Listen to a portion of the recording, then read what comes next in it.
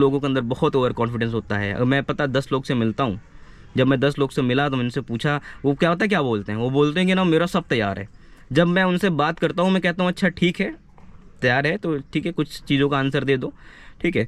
तो फिर वो क्या बोलते हैं, अभी मुझे रिवाइज़ करना पड़ेगा, अभी मैं पहले रिवाइज़ करूँगी या करूँगा, अरे वो तो मुझे याद था, स्लिप कर गया माइंड से। ये तैयारी नहीं होती है। स्लिप कर गया, रिवाइज करना, इसका मतलब क्या है, आपके माइंड में है ही नहीं तैयार। आप अगर जिस चीज़ को बोल रहे हैं ना, तैयार होना चाहिए। अपने आप से झूठ बोलना पहले बंद कीजिए, शो ऑफ करना बंद कीजिए, है ना। अब जिस दिन आप सेटिस्फाई हो जाए, जिस दिन आपको लगे कि हाँ मैंने किया है, मैंने मेहनत की है और सच्ची है, ईमानदारी है, ठीक है, उस दिन आपको खुद रियलाइज़ होगा कि यार तुम कर लोगे। अगर आपकी पर्सनालिटी सही ना हुई, अब सपोज़ करिए, ठीक है, आप कभी घर से निकले नहीं, आप एक रूम में बंद करके अपने आप को खाली पढ़ते गए पढ़ते गए पढ़ते गए, ठीक है। अब आपको पब्लिक से बात करना नहीं आ रहा है, ठीक है, आप पब्लिक को कैसे डील करेंगे, आप लॉ एंड ऑर्डर को कैसे मेंटेन करेंगे, to being as a deputy collector, to being as a DYSP in your district, जहाँ पे भी आप पोस्टेड होंगे, तो आप कैसे कंट्रोल करेंगे। तो साथ ही साथ आपको पब्लिक टॉकिंग भी आनी चाहिए, पब्लिक स्पीकिंग भी आनी चाहिए, ठीक है, चीज़ों को समझदारी भी आना चाहिए, चीज़ों को लेना कैसे है और किसी को बुरा भी ना लगे और मुझे उसको मना कर देना है स्मार्टली। तो ये सारी चीज़ें, सारे कैरेक्टर आपके अंदर बिल्ड होने चाहिए। दोस्तों आज इस वीडियो में मैं बहुत ही ज़्यादा प्रैक्टिकल बातें करने वाला हूँ, बहुत ही जेन्युइन बातें करने वाला हूँ, और ये बातें बहुत ज़्यादा रिलेटेबल हैं। और इस वीडियो को आखिरी तक देखिएगा and definitely it will help you a lot, बहुत ज़्यादा हेल्प करेगा, ठीक है।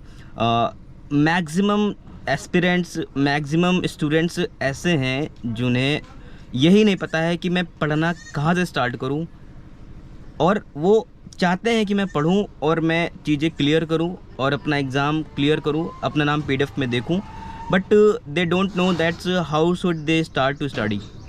उनको यही नहीं पता है कि मुझे पढ़ना कहाँ से और कैसे पढ़ना है और कैसे स्टार्ट करना है। तो दोस्तों हमें जैसे कि पता है कि हमारा जो कोर एरिया है, जहाँ से मैक्सिमम क्वेश्चन बनने हैं, वो हमारा सबसे पहले क्या है, हिस्ट्री है। उसके बाद क्या दोस्तों, ज्योग्राफी है, ठीक है। उसके बाद दोस्तों यहाँ पे क्या है, पॉलिटी है, ठीक है। तो यहाँ से मैक्सिमम क्वेश्चन बनने, और दे आर ऑल इम्पोर्टेंट्स, ठीक है। यहाँ ये सभी चीज़ें क्या है, बहुत ज़्यादा इंपॉर्टेंट है। ये कोर एरियाज है जहाँ से 50% पेपर क्या हो जाता है, हमारा क्लियर होता है। तो दोस्तों यहाँ पे मैं आज ये बताने वाला हूँ कि आप इनको स्मार्टली कैसे कर सकते हैं, ठीक है। तो दोस्तों मैं स्टार्ट करता हूँ हिस्ट्री से। देखिए होता क्या है दोस्तों कि जो हिस्ट्री और पॉलिटी, ये एक दूसरे से क्या करती है, इंटरलिंक करती है। आपने पढ़ने का तरीका थोड़ा चेंज कीजिए। आपको यहाँ पे लर्न नहीं करना है, आपको यहाँ पे थोड़ा समझ के करना है, ठीक है। बहुत ही ज़्यादा ध्यान से सुनिएगा, एक बात मेरी गोल्डन है, ठीक है, रिलेटेबल है, प्रैक्टिकल है, और इसी से दोस्तों हमने अपना अब एग्ज़ाम क्लियर किया है, समझ रहे ना। तो दोस्तों मैं आपको बता रहा हूँ यहाँ पे हिस्ट्री कैसे करना है। दोस्तों आपको हिस्ट्री यहाँ पे मेडिवल हिस्ट्री से स्टार्ट करना है। अगर मेडिवल से स्टार्ट नहीं हो रहा है, ठीक है, आप सपोज करिए केवल मॉडर्न से ही स्टार्ट कर रहे हैं, ठीक है, तो आपको यहाँ पे सबसे पहले देखना होगा कि ब्रिटिशर्स आए कैसे। दोस्तों यहाँ पे आपको 1757 से स्टार्ट करना है, ठीक है। 1757 से जब आप स्टार्ट करेंगे, ठीक है, तो देखेंगे कि जो ब्रिटिशर्स थे वो किंग मेकर की भूमिका में आना स्टार्ट हो गए थे, ठीक है। धीरे धीरे वो क्या करने लग गए थे, पॉलिटिक्स में इन्वॉल्व होने लग गए थे। वो जिससे चाहते थे वो राजा बना लेते थे, ठीक। मीर जाफ़र को इन्होंने अप्लाई किया था, उसके बाद मीर कासिम को बनाया, फिर से मीर जाफ़र को बनाया, फिर बैटल ऑफ बक्सर हो जाता है, ठीक है। तो आपको यहाँ पे बैटल ऑफ बक्सर के बाद देखने मिलेगा कि उनको दीवानी राइट्स और फौजदारी राइट्स दोनों ही मिल गए। जब उनको दोनों ही चीज़ें मिल गई तो दोस्तों उन्होंने क्या किया, अपना एरिया बढ़ाना चालू किया। एरिया बढ़ाने का मतलब क्या है कि उनको लगान लेना है।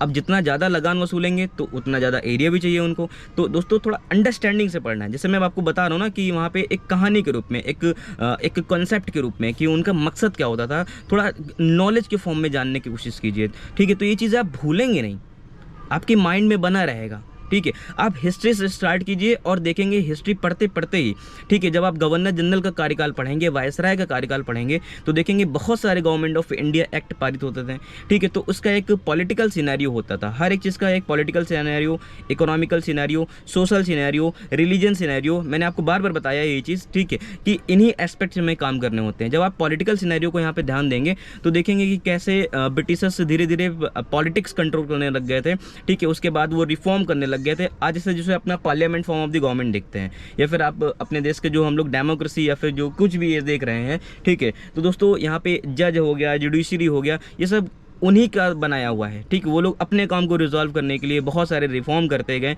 ठीक है। अब जैसे उनको क्या था, उनको यहाँ पे अब जैसे यहाँ पे क्या था, उन्होंने वेस्टर्न एजुकेशन को बहुत ज़्यादा प्रमोट किया था।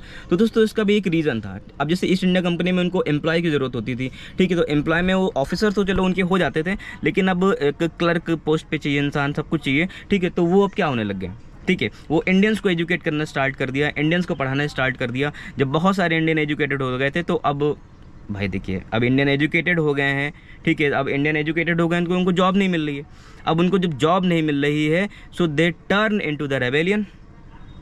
वो क्रांतिकारी विद्रोह में एक्टिव हो गए, वो पॉलिटिक्स में एक्टिव हो गए, क्योंकि नॉलेज आने से लोगों का क्या हो जाएगा, एनालिटिकल माइंड्स खुल जाएगा। नॉलेज आने से लोगों को क्या हो जाएगा, सोचने की पावर बढ़ जाएगी, थिंक बढ़ जाएगी, थिंकिंग चेंज हो जाएगी, उनको हर एक चीज़ को हैंडल करने का तरीका बदल जाएगा। तो ये भी सारी चीज़ें, तो मैं आपको यहाँ पे एक एग्जांपल की तरह से बताना चाह रहा हूँ कि कैसे हमें पढ़ना है, एक स्टोरी की बेस में पढ़ना है, ठीक है, आपको एक समझ के करना है। और मैं फिर बता रहा हूँ कि बहुत सारे गवर्नमेंट ऑफ इंडिया एक्ट आते गए आते गए आते गए। जैसे आज अपना जो कॉन्स्टिट्यूशन हम लोग देख रहे हैं, ठीक है, जो आप हम लोग भारतीय संविधान देख रहे हैं, जो कि पूरे विश्व का सबसे बड़ा संविधान है, ठीक है, तो ये मोस्टली कहाँ से ग्रैब किया गया है, गवर्नमेंट ऑफ इंडिया एक्ट 1935 से उठाया गया है। अधिकतर मोस्टली जितना भी कॉन्स्टिट्यूशन अपना है, ये कहाँ से इंस्पायर्ड है, गवर्नमेंट ऑफ इंडिया एक्ट 1935। तो दोस्तों कहने का मतलब ये है कि आप हिस्ट्री से स्टार्ट कीजिए और यहाँ पे समझने कीजिए कि भाई कौन कौन से एक्ट आते थे, ठीक है, इंडियन नेशनल कांग्रेस बन गया, ठीक है, उसके बाद 1905 का बंगाल डिवीज़न हो गया, 1905 का बंगाल डिवीज़न हो गया। बंगाल डिवीज़न उन्होंने कर दिया तो हिंदू मुस्लिम के बीच में खाई पैदा कर दी। अब वो मुस्लिम का सपोर्ट करने लग गए, जब मुस्लिम का सपोर्ट करने लग गए तो वहाँ पे मुस्लिम लीग खड़ी हो गई 1906 में, ठीक है। फिर इसके बाद जा कर के उन्होंने सेपरेट इलेक्टोरेट दे दिया, क्या कर दिया, मुस्लिम्स को सेपरेट इलेक्टोरेट दे दिया, अलग से चुनाव लड़ने की व्यवस्था बना दी उनको। तो ये कब आया था, पार्लियामेंट्री रिफॉर्म में आया, ठीक है। फिर उसके बाद जाकर के 1919 में इन्होंने मुस्लिम के अलावा सिखों को दे दिया, पर्शियन को दे दिया, जितने भी मतलब हिंदू को छोड़ करके, हिंदू तो यहाँ पे बहुसंख्यक थे ही, जितने भी लोग थे यहाँ पे अदर कम्युनिटीज़ को, उनको सबको क्या कर दिया उन्होंने, गवर्नमेंट ऑफ इंडिया एक्ट 1919 के थ्रू क्या कर दिया, मॉन्टेग्यू चैम्सफोर्ड रिफॉर्म के थ्रू क्या कर दिया, सभी को सेपरेट इलेक्टोरेट प्रोवाइड करा दिया। तो देखो यहाँ पे एक आपको यहाँ पे एक थिंकिंग समझ में आ रही थी कि अगर हमने सेपरेट इलेक्टोरेट की बात कर ली तो मैंने लाइन पकड़ ली, ठीक है, कि यहाँ पे कहाँ कहाँ मिला। फिर अगर सेपरेट इलेक्टोरेट को देखना है, फिर जाकर के आप देख लीजिए राउंड टेबल में, जब आप second round table, third round table के बाद देखेंगे कि एक कम्युनल अवार्ड मिल जाएगा, किसको मिल जाएगा, एससी क्लास को मिल जाएगा। क्या मिल जाएगा, शेड्यूल्ड कास्ट को, जिसमें बाबा साहब भीमराव अम्बेडकर क्या रहे हैं, तीनों राउंड टेबल में प्रेजेंट रहे थे, उनमें से उनको क्या मिल गया, कम्युनल अवार्ड मिल गया। तो दोस्तों ये मैं जितनी भी चीज़ें, हाँ, कम्युनल अवार्ड जो अब बाबा साहब को जो कम्युनल अवार्ड मिला, तो यहाँ पे गांधी जी उनसे गुस्सा हो गए, क्योंकि हिंदू एक पूरी कम्युनिटी को रिप्रेजेंट कर रही है, जिसमें सभी क्लास आ जाती है, सभी कास्ट आ जाते हैं। अब ये हिंदुओं में भी कास्ट के बेसिस पे तोड़ना स्टार्ट कर दिया था, समझ रहे हैं ना बात को। तो यहाँ पे हमें ये चीज़ समझ में आ रही है कि डिवाइड एंड रूल की जो पॉलिसी थी वो कितनी ज़्यादा थी। तो दोस्तों ये एक अंडरस्टैंडिंग है। अब जैसे आप मेंस की तैयारी कर रहे हैं, ठीक है, सपोज कर लीजिए अब आप यूपीपीसीएस का मेंस लिखने जा रहे हैं, ठीक है, जब तक आप इस लेवल से समझेंगे नहीं, जब तक आप हर एक चीज़ का एक फंडामेंटल नहीं समझेंगे, एक प्रिंसिपल नहीं समझेंगे, एक सिद्धांत नहीं समझेंगे, तो आप कैसे एग्जाम क्लियर करेंगे। सपोज आपने प्रीलिम्स निकाल लिया, बहुत ज़्यादा रट लिया, बहुत ज़्यादा फैक्ट याद कर लिए, करंट अफेयर तैयार कर लिया, और दोस्तों स्मार्ट स्ट्रैटेजी लगा करके आपने प्री क्वालीफाई कर लिया, प्री क्वालीफाई भी कर लिया, तो दोस्तों आप मेंस में क्या लिखेंगे, है ना। तो जब आप इस तरह पढ़ेंगे, आपका नॉलेज बड़ा डीप होगा, आप बहुत ही अच्छे से तैयारी करेंगे, तब जाकर के आप देखेंगे कि आप लिखने में कुछ सक्षम हो पा रहे हैं। भाई आपकी राइटिंग स्किल अच्छी है, लेकिन आपके अंदर कंटेंट तो होना चाहिए ना। आप लिखेंगे क्या, आपके दिमाग में है क्या, है ना। तो आपको वहाँ पे लिखने के लिए क्या करना है, ये सारी चीज़ें करना है, आपको बहुत डीप में अच्छे से पढ़ना है। मैं बार बार डीप बोलता हूँ, देखो डीप वेब कुछ होता नहीं है, डीप वेब कुछ नहीं होता है, आपको कंप्लीट इन्फॉर्मेशन होना चाहिए, है ना। आपने अगर गांधी जी को पकड़ा है, तो अगर मैं पूछ लूँ गांधी जी के बारे में अगर 10 लाइन लिखनी है, तो फटाफट करके क्या कर दिया आपने, 10 लाइनें लिख डाली, है ना। तो दोस्तों इस तरह की सारी चीज़ें करनी है, अपनी तैयारी को ना थोड़ा स्मार्टली करना है। और डीप का मतलब फिर वही बता रहा हूँ मैं, डीप का मतलब ये होता है कंप्लीट पढ़ना है, आपको छोड़ना नहीं है कुछ, है ना। 10 आ रहा है तो हमें 12 पढ़ के चल रहा है, ताकि हमारा नुकसान ना हो, और फाइनली अपना सिलेक्शन देखें हम लोग। एक चीज़ और है दोस्तों यहाँ पे मैं ऐड करना चाहूँगा, वो पता क्या है दोस्तों, अपनी पर्सनालिटी पे भी बहुत काम कीजिए। पर्सनालिटी का मतलब ये है कि अगर आप एक अधिकारी बनने जा रहे हैं, तो आपको एक अधिकारी लेवल की एबिलिटी होनी चाहिए। सपोज़ आपने प्री भी क्वालिफाई कर लिया, मेंस भी क्वालिफाई कर लिया, ठीक है, मैं यूपीपीसीएस की बात कर रहा हूँ, ठीक है। उसके बाद जब आप इंटरव्यू में जाते हैं तो वहाँ पे आपकी पर्सनालिटी का ही टेस्ट होता है। सो अपनी तैयारी के साथ साथ में अपनी पर्सनालिटी को भी इम्प्रूव करना है। अगर आपकी पर्सनालिटी सही ना हुई, अब सपोज़ करिए, ठीक है, आप कभी घर से निकले नहीं, आप एक रूम में बंद करके अपने आप को खाली पढ़ते गए, ठीक है। अब आपको पब्लिक से बात करना नहीं आ रहा है, ठीक है, आप पब्लिक को कैसे डील करेंगे, आप लॉ एंड ऑर्डर को कैसे मेंटेन करेंगे, to being as a deputy collector, to being as a DYSP in your district, जहाँ पे भी आप पोस्टेड होंगे, तो आप कैसे कंट्रोल करेंगे। तो साथ ही साथ आपको पब्लिक टॉकिंग भी आनी चाहिए, पब्लिक स्पीकिंग भी आनी चाहिए, ठीक है, चीज़ों को समझदारी भी आना चाहिए, चीज़ों को लेना कैसे है और किसी को बुरा भी ना लगे और मुझे उसको मना कर देना है स्मार्टली। तो ये सारी चीज़ें, सारे कैरेक्टर आपके अंदर बिल्ड होने चाहिए, है ना। तो आपको एक ब्यूरोक्रेट्स बनने जा रहे हैं, तो आप ब्यूरोक्रेसी और डिप्लोमेटिक माइंड्स, सभी चीज़ें ज़रूरत होती हैं। तभी तो सीसैट पेपर ऐड किया गया, हर एक चीज़ का एक रीज़न है। सीसैट पेपर इसीलिए ऐड किया गया कि इसका माइंड एनालिटिकल है कि नहीं है, कैलकुलेटिव माइंड है कि नहीं है, दैट्स वाई। तो दोस्तों आप बेसिक से पढ़ना स्टार्ट कीजिए, हिस्ट्री को पॉलिटी के साथ रिलेट करके पढ़िए, ठीक है। और हर एक चीज़ की एक ज्योग्राफी भी रही है, ठीक है, कि गवर्नमेंट ऑफ इंडिया एक्ट कि दोस्तों अगर कांग्रेस का कोई भी इवेंट्स हुआ है तो कहाँ पे हुआ है, वहाँ की ज्योग्राफी क्या थी, ठीक है, और इंडिया में किस किस टाइप के एग्रीकल्चर मिलते हैं, तो क्या इससे इम्पैक्ट पड़ता है। तो दोस्तों यही तैयारी है आपकी, जानने की उससे पढ़िए, ठीक है। दोस्तों लोगों के अंदर बहुत ओवर कॉन्फिडेंस होता है। मैं 10 लोग से मिलता हूँ, जब मैं 10 लोग से मिला तो मैंने उनसे पूछा, वो क्या होता है, क्या बोलते हैं, वो बोलते हैं कि ना मेरा सब तैयार है।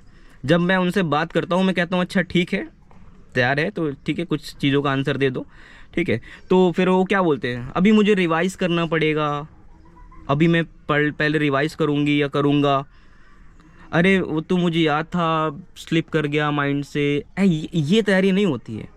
स्लिप कर गया, रिवाइज करना, इसका मतलब क्या है, आपके माइंड में है ही नहीं तैयार। आप अगर जिस चीज़ को बोल रहे हैं ना, तो इसका मतलब क्या है, सोते टाइम, जगते टाइम, किसी भी टाइम अगर आपसे पूछ लिया जाए तो आप फट से बता दें।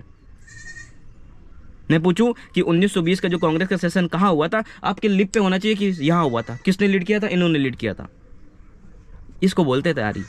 नींद में भी आप बता दें, है ना। तो अगर आप तैयार बोल रहे हैं तो इसका मतलब कंप्लीट तैयार होना चाहिए। अपने आप से झूठ बोलना पहले बंद कीजिए, शो ऑफ करना बंद कीजिए, है ना। अब जिस दिन आप सेटिस्फाई हो जाए, जिस दिन आपको लगे कि हाँ मैंने किया है, मैंने मेहनत की है और सच्ची है, ईमानदारी है, ठीक है, उस दिन आपको खुद रियलाइज़ होगा कि यार तुम कर लोगे। समझ रहे हो ना। और करना ना करना क्या है दोस्तों, आप जैसे 3 दिन पढ़ते हैं तो 3 दिन, दोस्तों एक चीज़ है, जैसे आप 3 दिन नहीं पढ़ रहे हैं तो आपके लिए वो एग्ज़ाम बहुत टफ हो गया है, बहुत टफ हो गया है। और जब 3 दिन आप पढ़ लेते हैं तो आपको लगता है कि आप ये एग्ज़ाम क्लियर कर लेंगे। तो इससे आपके दिमाग में खुद क्लैरिटी आ जाती है कि कंसिस्टेंसी कितनी ज़्यादा ज़रूरी है, ठीक है। तो आप लगातार पढ़ें, आप एक भी दिन स्किप ना करें। समझ रहे ना। आपको लग रहा है कि हमारे पास 3 महीने हैं, जून में एग्ज़ाम होगा, मैं कर लूँगी या कर लूँगा, दोस्तों महीने दिन में बदल जाएंगे और दिन घंटे में बदल जाएंगे, आपको पता भी नहीं चलेगा, है ना। So just do it.